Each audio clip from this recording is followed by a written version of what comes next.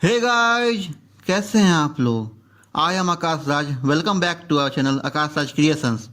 I am starting a series of the Indian economy. Here I am presenting this series to make you understand what is about the Indian economy. Even if you get little benefit from this series by working, time and effort would be successful.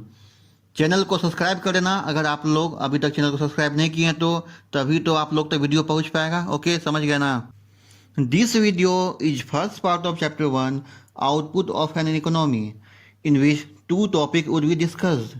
First one is concept of output and second is concept of depreciation. Comment box में आप लोग अपने curies को send करें, अपने feedback को दें, video को शेयर करें। तो अब आइए स्टार्ट करते हैं अपने प्यारे से चैप्टर को। Let's begin. अगर आप लोग को बोला जाए यूएस पूरे वर्ल्ड का सबसे लार्जेस्ट इकोनॉमी है तो किस पैरामीटर पर हम लोग इस बात को मेजर करेंगे? क्या ये लैंड एरिया पर होगा, पॉपुलेशन पर होगा या आउटपुट पर होगा? देखिए, इकोनॉमी पे जो है सो आउटपुट बेसिस पे हम लोग इसको मेजर करते हैं। Okay, for human existence there is need of goods and in every economy goods are being produce, means raw materials are being converted into finish goods. Okay, or agriculture, crop, forestry, livestock, steel, anything else. Services are also being rendered like banking, insurance, shipping, etc. So means goods and services what are being produced is your output of an economy. All of these have a monetary value in the local currency. For US it is US dollar and for India it is Indian rupees. What do you mean by output? Output implies aggregation of monetary value of all the goods and services being produced in an economy in a given time period, which may be quarter, half year और year. ऐसा नहीं हो सकता कि हम लोग कोई भी टाइम पीरियड को लेके बोलें कि उसमें हमें आउटपुट कैलकुलेट करना है। ऐसा नहीं हो सकता। एक किसी खास स्पेसिफिक टाइम पीरियड में ही इसका कैलकुलेशन होता है, तभी वो कंपेरेबल भी होगा और वो हम लोग उसको समझ भी सकते हैं, एनालिसिस भी कर सकते हैं। It means output includes all goods and services exchanged for money. We are not talking about barter system. We are in time period where the money has existence. Okay. आइए एक एग्जांपल को देखते हैं। A fisherman catches fishes, may use some of it for self consumption and the remaining may be used for selling in the market to earn money. Thus, the monetary value of all the fishes would be considered under the concept of output. जो उसने self consumption के लिए लिया है और उसने जो market में सेल किया है वो दोनों को हम लोग इंक्लूड करने वाले हैं आउटपुट के कैलकुलेशन में। ऐसा नहीं करेंगे कि आप सेल्फ कंजम्पशन को नहीं लेंगे या सेल पर्पस को नहीं लेंगे, दोनों को लेना है। To include both the intermediate and the final goes in our definition of output. What we do, हम लोग क्या करेंगे? हम लोग कुछ नहीं करने वाले, हम लोग सिर्फ डबल काउंटिंग करेंगे। बिकॉज फाइनल गुड्स में पहले से ही आपको इंटरमीडिएट गुड्स का इंक्लूशन है, तो फिर क्यों अलग से उसे करना? वो डबल काउंटिंग क्यों करना? Because this process inflate the output of an economy. तो ये सही तो नहीं हुआ, तो इसलिए हम लोग सिर्फ और सिर्फ फाइनल गुड्स का ही हम लोग डिफिनेशन में बात करते हैं। समझ में आया? आइए एक एग्जांपल को देखते हैं। हम लोग जानते हैं कि ब्रेड को मैन्युफैक्चर करने के लिए गेहूं का यूज होता है। गेहूं को क्या करते हैं कि उसे प्रोसेस करके उसे फ्लोर में कन्वर्ट कर देते हैं, फिर उसके बाद आपको बेकरी में उसे बेक किया जाता है। तो क्या ये सही होगा कि हम लोग व्हीट को भी इंक्लूड कर दें, उसके फ्लोर को भी इंक्लूड कर दें, ओके, एंड ब्रेड को भी इंक्लूड कर दें? तो ये कुछ नहीं होगा, ये आपको डबल काउंटिंग ही होगा, क्योंकि आपको ब्रेड में पहले से ही व्हीट एंड उसका फ्लोर जो है उसका जो प्राइस है, वो जो उसका वैल्यू है वो पहले से इंक्लूड है। तो अगर उसको बार बार अलग से इंक्लूड करेंगे तो कुछ नहीं होगा, बस सिर्फ डबल काउंटिंग होगा और वो इन्फ्लेशन लाएगा इकोनॉमी में। ओके, तो only for this purpose we use only the value of bread for the conclusion of the output. Okay, now we have conclusion that the output should have only final goods in order to avoid double counting. हम लोग double counting को avoid करने के लिए सिर्फ final goods का inclusion करते हैं आउटपुट को कैलकुलेट करने के लिए।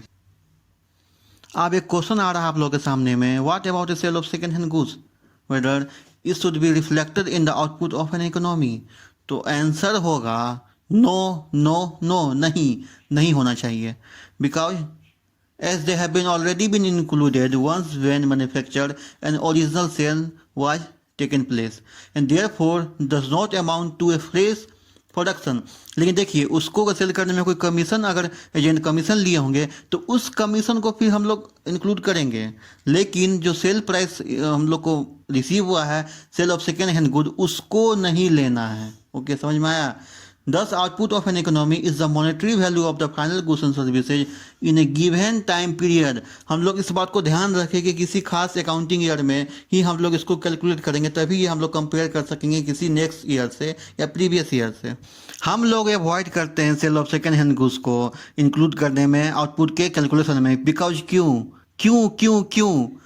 सिर्फ इसलिए to avoid the double counting. Double counting जो एक इविल है, डेविल है, उसको अवॉइड करने के लिए, उसको दूर रखने के लिए हम लोग sale of second hand goods का इंक्लूड नहीं करते हैं आउटपुट में। ओके, बिकॉज ये जब ओरिजिनल सेल हुआ होगा तो उस टाइम में ये इसको पहले ही इंक्लूड कर लिया गया होगा, तो फिर से क्यों करना इसको? अभी तक हम लोग अच्छे से समझ चुके हैं the production of goods and rendering of services are referred to as economic activities. लेकिन who are the producer of goods and services in an economy? Who. अब हम लोग को पता होना चाहिए कि प्रोड्यूसर है कौन इसका। ओके, किसका? गुड्स एंड सर्विसेज का। तो प्रोड्यूसर कौन है? They could either be individual, small and petty businesses, private companies like Tata, Birla, Reliance industry etc, और even government like public sector companies, ONGC, SAIL etc, और even the foreign companies like Nokia, Sony, Samsung, Apple, MI, anything. Okay, तो हम लोग जान चुके हैं producer कोई भी हो सकता है, या तो वो इंडिविजुअल हो, प्राइवेट कंपनी हो, यहाँ तक कि गवर्नमेंट खुद क्यों ना हो, वो भी आपको प्रोड्यूसर हो सकते हैं। एंड फॉरेन कंपनीज भी आते हैं इसमें। तो हम लोग अभी बात करेंगे what is about domestic output. It is a monetary value of all the final goods and services produced within the geographic boundary of a country, irrespective of। तो हम लोग अब बात करेंगे तो अब हम लोग बात करेंगे what is about domestic output. Domestic output है क्या? It is the monetary value of all the final goods and services produced within the geographic boundary of a country, irrespective of who the producer of the goods and services. We don't care, but if produced within the geographic boundary of a country, it is called what? Domestic output of an economy. तो हम लोग अभी जो Indian economy की बात कर रहे हैं, तो इंडिया के कॉन्टेक्स्ट में डोमेस्टिक आउटपुट क्या होगा? It consists of the monetary value of all the final goods and services produced or rendered by individual, private sector or public sector or foreign country. It all will what? Called domestic output of our India. Now we should know that how the goods are being produced. In order to produce good, at first what we need? We need some place, infrastructure where the goods can be produced or manufactured. Thus, we would need to have some of land or building, money as seed capital in order to buy machines and raw material, invest in marketing, arrange for transportation, okay, labor for production, and then a person who can call the entrepreneur who can manage this production activity are called as the producer of the goods. Thus, these are known as factor of production in an economy. Here we will talk about the production life cycle. For each factor of production, there would be an associated cost. Seed capital for investment. यहाँ कुछ भी free में नहीं मिलता। सभी जितने factor of production हैं, सभी के पीछे कुछ ना कुछ कॉस्ट है। रेंट फॉर प्लेस और infrastructure, and for labour what? For labour wages and salary, and for entrepreneur the profit he gains at the end of the day is principally for the risks that he or she takes for production. The payment made by producer for using the factor of production, it is called what? Factor payment to household. The profit which is earned by an producer is what? Is a cost for an economic activity. But then what is cost? It is also income for factor of production. जो मतलब कि cost incurred हुआ है उस पर जो income हुआ है वो दोनों इक्वल ही है। For example, rent is an income for land, interest is an income for capital, wages and salary are the income for workers and supervisor, and profit is the income for the risk taken by the entrepreneur. हम लोग एक illustration को देखते हैं, ठीक है। इसमें हम लोग देखते हैं कि मैन्युफैक्चरिंग कंपनी है, उसको कितना कितना कॉस्ट आया है।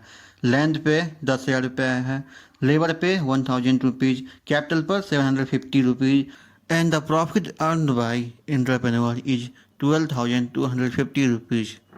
हम लोगों ने जस्ट एक एग्जाम्पल में देखा है कि प्रोडक्शन एक्टिविटी पे कॉस्ट कितना रहा, 12,250 rupees to entrepreneur. And what is the output now? It is the same amount as 12,250 rupees.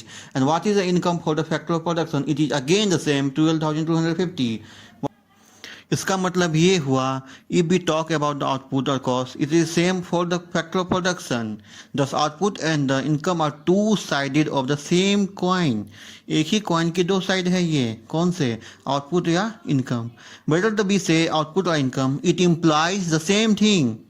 Output is also referred as the product of an economy, quantity multiplied by the factor cost. Thus, economic product and the domestic income or the economy are the same. They are same. Now, we will talk about what about the income of the Indian staying abroad. जो हमारे Indian citizen हैं वो foreign country में रह रहे हैं, तो क्या उनके इनकम को हम लोग इंक्लूड करेंगे नेशनल इनकम के काउंटिंग में या नहीं, आइए देखते हैं। For a more comprehensive analysis of the output, it is necessary to look beyond the geographic boundaries that would include the income of all the Indian nations, irrespective of the country they currently reside. हमारे जो Indians हैं वो कहीं भी रहते हों, लेकिन अगर हमारे इंडियन सिटीजन हैं तो उनकी इनकम को हम लोग इंक्लूड करेंगे नेशनल इनकम के काउंटिंग में। ये जो हम लोग देख रहे हैं अपने इंडियन सिटीजन के जो फॉरेन कंट्री में रेसिडाई होकर इनकम को जनरेट कर रहे हैं, अर्न कर रहे हैं, उसको हम लोग इंक्लूड कर रहे हैं। And we exclude the income of foreigner who reside in our country. इस इंक्लूशन एंड एक्सक्लूशन को हम लोग क्या बोलते हैं, net factor income from abroad. Thus, how do we get national product? It is a sum aggregate of domestic product added to income of Indians living abroad and deducted from incomes of foreigner in India. What do we get? We get national product. We can obtain national product also by adding domestic product to net factor income from abroad. Net factor income from abroad may be negative or positive. Net factor income from abroad can be either positive or negative, depend upon which is more. Either income of Indian nations living abroad or income of foreign nations living in India. It would depend. National product is less than the domestic product if the income of Indian nations living abroad is less than the income of foreigners living in India and vice versa. तो हम लोग इस basis पर बोल सकते हैं कि कब डोमेस्टिक प्रोडक्ट नेशनल इनकम से ज़्यादा होगा या कम होगा। Okay. An increased foreign currency dominated debt of a country or selling domestic asset to foreign entity.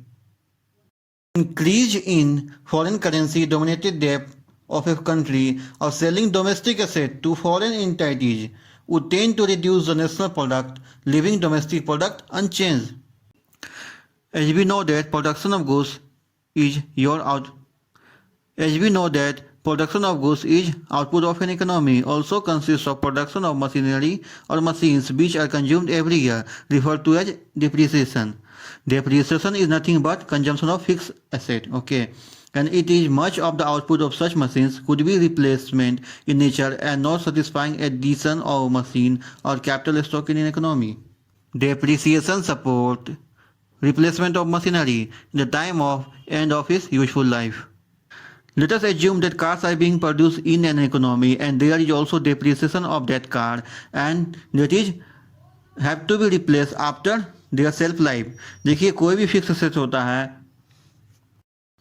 कोई भी फिक्स असेट अगर इकोनॉमी में है तो उसका डेप्रिसिएशन होगा ही टाइम के साथ, वियर एंड टियर होना ही होना है, तो डेप्रिसिएशन आएगा ही वो फिक्स असेट पे, ओके, एंड वो टाइम के साथ उसको रिप्लेस कर दिया जाता है जब उसका यूजफुल लाइफ एंड हो जाता है। अब आइए ये एग्जांपल से समझते हैं। A car is price as ₹3 lakh and has a self life of say 10 years. Then depreciation or consumption of car is 13,000 per year. Okay. Thus, if the output of an economy ignores consumption or depreciation of its machine, it is referred as a gross concept.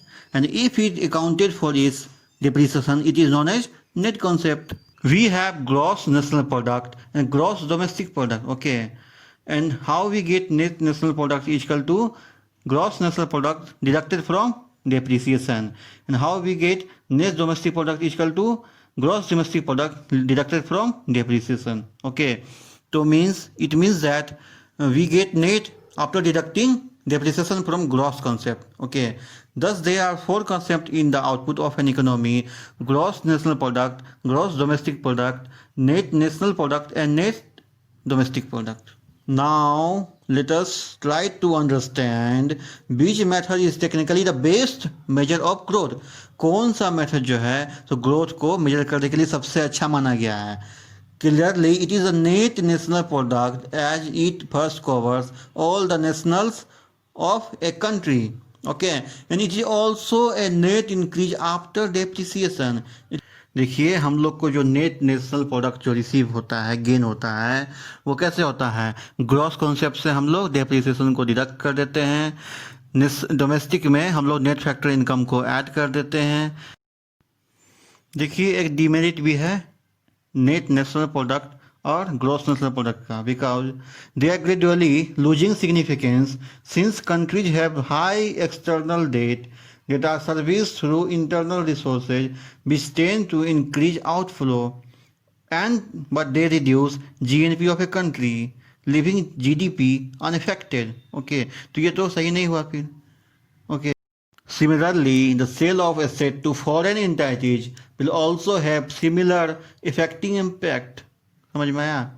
Further, remittances have become significant in economies like GNP, not seen as a correct way to judge output of an economy.